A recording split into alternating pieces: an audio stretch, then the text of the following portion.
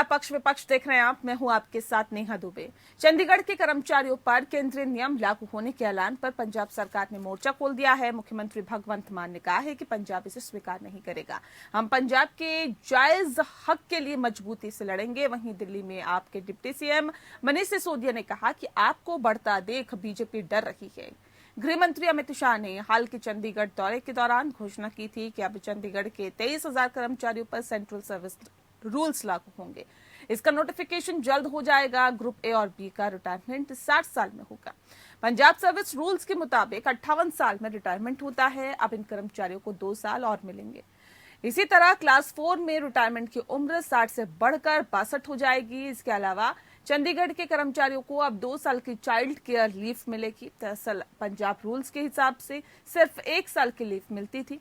चंडीगढ़ में टीचर्स की retirement age भी बढ़ जाएगी। नॉर्मल कॉलेजेस में रिटायरमेंट 58 की जगह अब 65 साल में होगा। वहीं टेक्निकल कॉलेजेस में टीचर 60 के बजाय 65 साल में रिटायर होंगे। कर्मचारियों की सैलरी 800 से 2400 रुपए की बढ़ोतरी होगी और वहीं अब 7वां वेतनमान लागू होने से भी उनकी सैलरी 10 से 15% बढ़ जाएगी।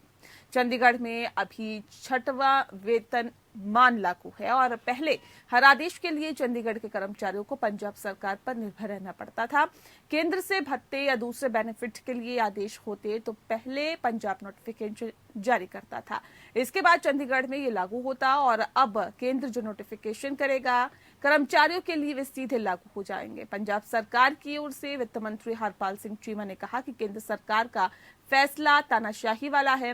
केंद्र लगातार पंजाब विरोधी फैसले ले रही है और इससे पहले पंजाब यूनिवर्सिटी और भागड़ा व्यास मैनेजमेंट बोर्ड में भी ऐसा ही कुछ किया गया। उन्होंने कहा कि इस बारे में न तो कर्मचारियों से पूछा गया और न ही पंजाब सरकार से बात की गई। अगर जरूरत पड़ी तो पंजाब सरकार कानूनी लड़ाई से भी पीछे नहीं हटेगी। चीमा ने यह भी दावा किया कि अगर 7वां पे कमीशन लागू करेंगे तो कर्मचारियों का वेतन कम हो जाएगा। पंजाब में हमने कोशिश तो की, उनका कर्मचारियों ने विरोध भी किया।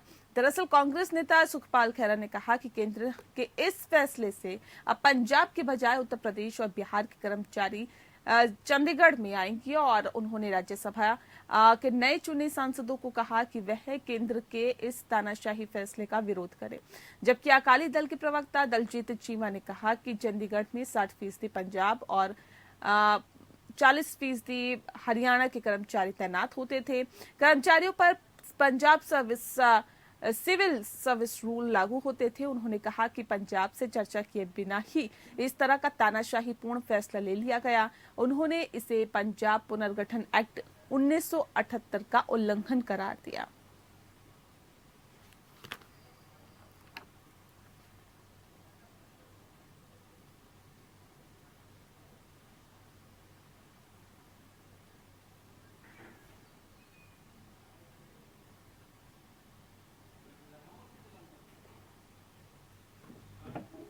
और चलिए इस विषय पे आज हम तफसील से चर्चा करेंगे। खास मेहमान हमारे साथ मौजूद है, उनसे आपका परिचय करा देते हैं। इस वक्त हमारे साथ कुलदीप सिंह धालीवाल जी हैं, जो कि स्पोक पर्सन है बीजेपी पंजाब के। आरपीएस मल्होत्रा जी हमारे साथ है, स्पोक पर्सन है आम आदमी पार्टी के। आप दोनों का बहुत स्वागत है। सबसे पहला सवाल मेरा आपसे ही है आरपीएस मल्होत्रा साहब, क्योंकि चंडीगढ़ के कर्मचारियों पर केंद्रीय नियम लागू होने के ऐलान पर पंजाब सरकार ने मोर्चा खोल दिया। सब दिक्कतें कहाँ हैं, कहाँ समस्याएं हैं, क्यों आप लोगों को लगता है कि ये सही फैसला नहीं है? नेहा जी देखिए, जहाँ तक कर्मचारियों को कोई भी लाभ मिलने का सवाल है उस पर हमें कोई इतराज नहीं है, हमें उस बात की खुशी है। लेकिन जिस तरीके से केंद्र सरकार ये फैसले राज्य सरकारों पर थोप रही है, हमें उस पे एतराज है। जो देश का संघीय ढांचा है उसमें अगर कुछ भी फेरबदल करना है, कोई भी नीति का तब्दीली करनी है, तो उसमें केंद्र सरकार को चाहिए कि वो राज्य सरकारों को विश्वास में ले, उनसे बातचीत करे और उसके बाद अपने फैसले जो हैं वो लागू करे। लेकिन आपने देखा कि हमारी जो केंद्र सरकार है वो ऐसा लगता है कि जैसे लोकतंत्र और संघीय ढांचे में विश्वास नहीं रखती और तानाशाही से अपने जो फैसले हैं वो लागू करने में विश्वास रखती है। तो इसी तरीके से अगर पिछले समय में देखा जाए तो जैसे बीएसएफ का दायरा पंजाब में 50 किलोमीटर तक बढ़ाने का फैसला लिया गया, और बीबीएमबी में भाखड़ा ब्यास मैनेजमेंट बोर्ड में जो है पंजाब की भागीदारी कम करने का फैसला लिया गया। चंडीगढ़ प्रशासन में जो केंद्र के अफसर तमाम फैसले लिए गए, लेकिन सरकार राज्य सरकार से नहीं पूछा जाता, केंद्र की तरफ से जो भी फैसले लिए जाते हैं। कुलदीप जी, सवाल इस बात को लेकर है, अब तो मुख्यमंत्री भगवंत मान ने कह दिया है कि पंजाब इसे स्वीकार नहीं करेगा। क्यों केंद्र की तरफ से ऐसे फैसले लिए जाते हैं जो कि राज्य सरकार से नहीं पूछे जाते या उसे कॉन्फिडेंस में नहीं लिया जाता? देखिए, सबसे पहले तो मैं मेजर साहब को ये बताना चाहता हूं कि जो भी फैसले केंद्र के अधिकार में आते हैं, केंद्र वो फैसले लेता है। जो भी फैसले केंद्र लेता है वो कोई यूएसए या रशिया सरकार के अधिकार के क्षेत्र में नहीं आते। जो केंद्र सरकार के अधिकार क्षेत्र हैं वो अपने अधिकार क्षेत्र के फैसले लेता है। दूसरी बात, अभी जो हम लोग चंडीगढ़ के फैसले की बात कर रहे हैं, तो ये जो पहली बार नहीं हुआ है, जो माननीय मुख्यमंत्री जी का जो स्टेटमेंट आया है उसमें उन्होंने बोला है कि पंजाब पुनर्गठन एक्ट की अवहेलना हुई है और हम लोग चुप नहीं बैठेंगे। तो मैं मेजर साहब को बताना चाहता हूँ, आप मुख्यमंत्री जी तक पहुंचाएं कि ये पहली बार नहीं हुआ है, ये 2 बार पहले हो चुका है। जब पहले जब ये एक्ट बना था, पहले हुआ नहीं हुआ, पहले क्या हुआ क्या नहीं हुआ कुलदीप जी, लेकिन सवाल इस बात को लेकर है कि अगर मनीष सिसोदिया ये कह रही हैं कि आप आम आदमी पार्टी का बढ़ता कद देखकर भारतीय जनता पार्टी हैरान है, परेशान है, डर गई है, क्या वाकई ये डर है क्या? अरे मेरे को समझ नहीं आती ये आम आदमी पार्टी अपने आप को क्या समझ रही है। हमें उनसे क्या डरने के, हम दुनिया की सबसे बड़ी पार्टी है, को लोगों ने हमें प्यार दिया है। 4 राज्यों में हमारी सरकार आई है, एक में इनकी आ गई, हमने बधाई भी दी है इनको खुले मन से। तो उसमें एक मतलब ये हमें क्यों कहते हैं कि हमें इनसे डर है? हमें इनसे क्या डर है भाई? आप ना तो कोई भारत की मुख्य विपक्षी दल हो, क्या आप कोई नेशनल पार्टी हो, मुख्य विपक्षी दल हो, कोई 10 राज्यों में आपकी सरकारें हैं, मतलब क्या सोचकर बयान दे देते हैं, मेरे को तो समझ नहीं आता। ठीक है मल्होत्रा साहब, क्योंकि ये कहा जा रहा है कि अमित शाह ने हाल ही में जब चंडीगढ़ का दौरा किया था उस दौरान ही घोषणा की थी कि चंडीगढ़ के 23,000 कर्मचारियों पर सेंट्रल सर्विस रूल्स लागू होंगे और इसका नोटिफिकेशन ही जल्द ही लागू कर दिया जाएगा। फिर जब पहले ये घोषणा कर दी थी और ये केंद्र सरकार के दायरे में है, जो भी वो फैसला ले वो उसे लागू करे, तो फिर इस बात में दिक्कत क्यों आप लोगों को? क्या आपको लग रहा है, आखिर क्या समस्याएं हैं? देखिए नेहा जी, ये सीधा ढांचे पर मैं आती हूँ सर, आती हूँ कुलदीप जी, ठीक है। अभी देखिए जो पंजाब पुनर्गठन एक्ट है 1966 का, उसमें ये स्पष्ट है कि 60% जो मुलाजिम होंगे वो पंजाब के होंगे और उन पर पंजाब के सिविल सर्विसेज रूल लागू होंगे। और उसको एक तरफा तरीके से जब केंद्र हटाकर अपने रूल लागू कर रहा है तो तानाशाही नहीं है क्या? तो ये पंजाब को कॉन्फिडेंस में लेना चाहिए था, विश्वास में लेना चाहिए था, उसके बाद कुछ ऐसा करना चाहिए था। लेकिन किसके जैसे खेती कानूनों में केंद्र की किरकिरी हुई है, नहीं, ये केंद्र सरकार के अधीन नहीं आता क्या? केंद्र सरकार कोई फैसला नहीं ले सकती क्या? देखिए, अगर कोई जबरदस्ती केंद्र अगर जबरदस्ती करेगा तो उसके आगे कोई भी केंद्र सरकार कुछ नहीं कर सकती है। लेकिन अगर संविधान की भावना को ध्यान में रखा जाए, संघीय ढांचे की भावना को ध्यान में रखा जाए, तो केंद्र को ऐसा नहीं करना चाहिए। एक सौहार्द सर, संविधान का उल्लंघन हुआ है। अगर आप लोग कह रहे हैं कि संविधान का उल्लंघन हुआ है तो इसके खिलाफ जाइए ना कोर्ट। आगे कदम क्यों नहीं बढ़ाते आप लोग? देखिए, कोर्ट में हम जरूर जाएंगे, वो तो हमने कहा ही है कि हम इसके खिलाफ संघर्ष छेड़ेंगे। लेकिन देश में क्या ऐसा हालात होने चाहिए, ऐसा माहौल बनना चाहिए कि केंद्र हर एक बात पे तानाशाही करे और जो केंद्र सरकारें हैं वो कोर्ट में चली जाएं। ये देश के लिए अच्छा है क्या? ठीक है, एक सौहार्दपूर्ण माहौल केंद्र को बनाना चाहिए, एक बड़े भाई की तरह काम करना चाहिए, सबको साथ लेके चलना चाहिए। ठीक है कुलदीप जी, ऐसा क्यों नहीं हो पा रहा? अगर केंद्र है, सब ये कहते हैं प्रधानमंत्री है जी सबका है, अगर आप कहते हैं केंद्र की सरकार है सबकी है, अगर आप ये कहते हैं कि गृह मंत्री है सबका है, तो फिर क्या नहीं लगता कि एकजुटता के साथ काम करना चाहिए? अब तो चुन ली गई सरकार, आम आदमी पार्टी को प्रचंड बहुमत से पंजाब की आवाम ने चुना है, जनता की सरकार है, अब क्या नहीं लगता कि उसको सहयोग के साथ आगे बढ़ाना चाहिए? देखिए नेहा जी, और आपको बता दूं कि कहने वाला तो पार्टी गई कि आम आदमी पार्टी ने चंडीगढ़ में क्या बोला। चंडीगढ़ में आम आदमी पार्टी ने वोटरों से बोला कि भारतीय जनता पार्टी चंडीगढ़ पंजाब को दे देगी और पंजाब में वोटों को बोला ना कि भारतीय जनता पार्टी चंडीगढ़ पंजाब से छीन रही है। हमने देखो पता नहीं इनके फॉलोअर कैसे इनको फॉलो कर रहे हैं। पंजाब में ये कुछ और बोलते हैं, हम तो राष्ट्रवादी लोग हैं, हमारी एक ही स्टेटमेंट रहती है, हम जगह जगह जाकर स्टेटमेंट नहीं बदलते हैं। अब ये जो पंजाब पुनर्गठन की एक्ट मेजर साहब ने बात की ना, आप उस एक्ट को पढ़िए। उस एक्ट के मुताबिक जो है पहले सबसे पहले पंजाब का पे स्केल लागू था, उसके बाद 92 में केंद्र का पे स्केल लागू हुआ, 92 के बाद 88 में फिर दोबारा पंजाब का लागू हुआ। और इस बार वहां के मुलाजमों ने संघर्ष किया और उन्होंने कहा कि हम आपको इसलिए वोट डालेंगे क्योंकि हमें पंजाब गवर्नमेंट का जो पे स्केल है उसमें हमें नहीं मिल रही हैं। तो पार्टी सत्ता में आई, उसने अपना वादा निभाया और वो क्या इस पर लॉ निभाया।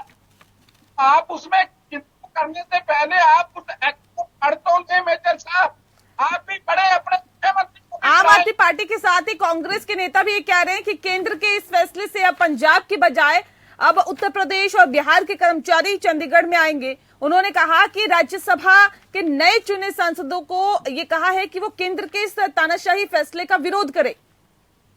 नेहा जी, ये तानाशाही फैसला नहीं है। सबसे पहली बात, ये वहाँ के मुलाजमों की उन्होंने संघर्ष किया, संघर्ष को उन्होंने वोट डाला और ये संविधान के अगर किसी चीज की मांग रख करके वोट डाली जाएगी और वो पार्टी सत्ता में आएगी तो वो पूरा करेगी। इसमें क्या बात है? हमें 370 हटाने के लिए लोगों ने चुना था, हमने 370 हटा दिया। ये पार्टियां तो आज भी 370 का विरोध कर रही हैं। आम आदमी पार्टी भी कर रही है, कांग्रेस भी कर रही है, ये सारे कर रहे हैं। लेकिन लोगों ने हमको चुना, हमने 370 हटा दिया। तो वो जो चीज एजेंडे में है तो उसको तानाशाही कैसे कहेंगे आप? जिसको लोगों का मत मिल चुका है, ठीक है, उसको तानाशाही कैसे ठीक है। मल्होत्रा साहब, अगर हम चंडीगढ़ की बात करें सर, तो चंडीगढ़ में 60% तकरीबन पंजाब और 40% हरियाणा के कर्मचारी तैनात हैं। ऐसे में अगर उनको फायदा मिल रहा है तो सर इसका तो आप लोगों को स्वागत करना चाहिए। उनकी जो रिटायरमेंट की सीमा है वो बढ़ा दी गई है। अगर विरोध हो रहा है तो सर अगर कर्मचारियों को हटाया गया है, ठीक, कोटा नहीं हटाया गया। मैं नेहा जी आपके दर्शकों को बता दूं, पे स्केल लागू हुआ है केंद्र का, पंजाब का कोटा नहीं हटाया गया। ये बात गुमराह करने वाली है, जो पंजाब सरकार गुमराह कर रही है, राजनीतिक पार्टियां। कोटा नहीं हटाया गया पंजाब का, ठीक है। मल्होत्रा साहब, लागू है। नेहा जी देखिए, ये तो बात मैंने पहले कही है कि अगर मुलाजिमों को, कर्मचारियों को ज्यादा सुविधाएं मिलती है तो हम उसका स्वागत करते हैं। लेकिन केंद्र की जो नीति है वो पंजाब को चंडीगढ़ में से बेदखल करने की है। पंजाब यूनिवर्सिटी में से पंजाब का जो हिस्सा है वो कम किया जा रहा है। तो सर पंजाब का ही हक है क्या सिर्फ चंडीगढ़ पर? चंडीगढ़ पर क्या पंजाब का ही हक है क्या? ये 7% तो है ना, 7% चंडीगढ़ में जो अधिकारी लगाए जा रहे हैं वो केंद्र के ज्यादा लगाए जा रहे हैं, पंजाब के कम लगाए जा रहे हैं। विरोध किस चीज का है? अगर आप अभी आपने कहा, मेजर साहब केजरीवाल साहब ने कहा था कि भाजपा चंडीगढ़ पंजाब को देने वाली है। षड्यंत्र करके चंडीगढ़ के ऊपर कब्जा किया है और सबसे बड़ी बात सर मैंने कहा नुकसान, मेरे सवाल का जवाब ऐसे मत करिए ना सर, इधर उधर की बातें नहीं, मुद्दे पे आइए। आपको कहाँ घाटा हुआ, कहाँ फायदा हुआ? चुनाव निपट गए, आपकी सरकार बन गई, मुझे उससे मतलब नहीं है। जिस मुद्दे पे मैं बात कर रही हूँ सर उस पे आ जाइए। सवाल इस बात को लेकर है, अगर आपने कहा कि कर्मचारियों को अगर घाटा नहीं हो रहा तो हमें कोई दिक्कत नहीं है, लेकिन फिर भी इसका विरोध किया जा रहा है। कहाँ घाटा कर्मचारियों को हो रहा है, मुझे वो समझाइए आप। वहाँ कहाँ कर्मचारियों के लिए ये दिक्कत की बात है? देखिए, 7th पे कमीशन में जो है वो है, ये तो कैलकुलेशन है,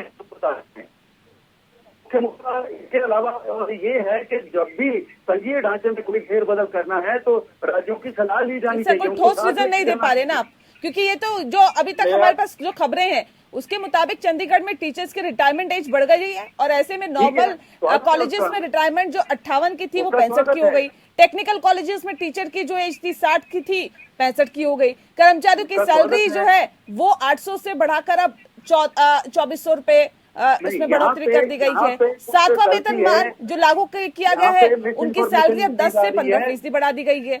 सर मुझे कहीं घाटा नहीं नजर आ रहा है इसके अंदर, कोई दिक्कत नजर नहीं है। तनख्वाह का सवाल है, वहाँ पे गलत इन्फॉर्मेशन दी जा रही है, वहाँ पे जो है तनख्वाह कम हो रही है। जब केंद्र का 7th पे कमीशन लागू हो रहा है तो कम हो रही है। हाँ जी कुलदीप जी। देखिए मैं ना मेजर साहब एम्प्लॉय भी रहे हैं, गवर्नमेंट एम्प्लॉय भी रहे हैं, और मेरे को तो ऐसा जितने भी वक्ता हैं आम आदमी पार्टी के, मैं उन सब में से श्रेष्ठ मानता हूं इनको, क्योंकि इनकी इंफॉर्मेशन करेक्ट होती है एज पर गवर्नमेंट नॉर्म्स। और आज उनको डिफेंड करना पड़ रहा है और झूठ बोलना पड़ रहा है पर्दे के ऊपर, ये मेरे को अफसोस हो रहा है। देखिए आप कैलकुलेशन आप देखिए लोगों को नुकसान हो रहा है इसका। सर कहाँ नुकसान हो रहा है? 7वां वेतनमान लागू हो जाएगा तो कहाँ नुकसान होगा सर? कैसे नुकसान होगा वही तो आप समझाने की मैं सरकारी कर्मचारियोों ने, चंडीगढ़ के सरकारी कर्मचारियों ने जब पहले पंजाब पुनर्वास एक्ट बना तो पंजाब का पे स्केल मांगा मिल गया, 92 में भारत का मांगा मिल गया, फिर उन्होंने 98 में दोबारा फिर पंजाब का मांग लिया, फिर मिल गया, अब उन्होंने भारत वाला फिर मांग लिया, फिर मिल गया। तो ये तो होता रहा है, ये कोई नई चीज नहीं है। इसके ऊपर आपने बिल्कुल नाजायज स्टैंड लिया है और इसके ऊपर आपकी किरकिरी हो रही है। आपके पास कुछ भी नहीं है बोलने को, कुछ भी नहीं है। नहीं, सवाल ये है कि अगर जब लोगों को तकलीफ नहीं है, लोगों को दिक्कत नहीं है और ये केंद्र का अधिकार है, तो उसके बाद आम आदमी पार्टी को क्यों समस्याएं हैं, क्यों दिक्कतें हैं, क्यों आप लोगों को ऐसा नहीं है? नेहा, इसमें केंद्र का एकाधिकार नहीं है। संघीय ढांचे में राज्यों की सर पंजाब के लिए थोड़ी फैसला लिया गया है, चंडीगढ़ के लिए फैसला लिया गया है ना सर। तो पंजाब का उसमें हिस्सा है ना, 60% पंजाब का हिस्सा है। तो क्या पंजाब से सलाह नहीं करनी चाहिए?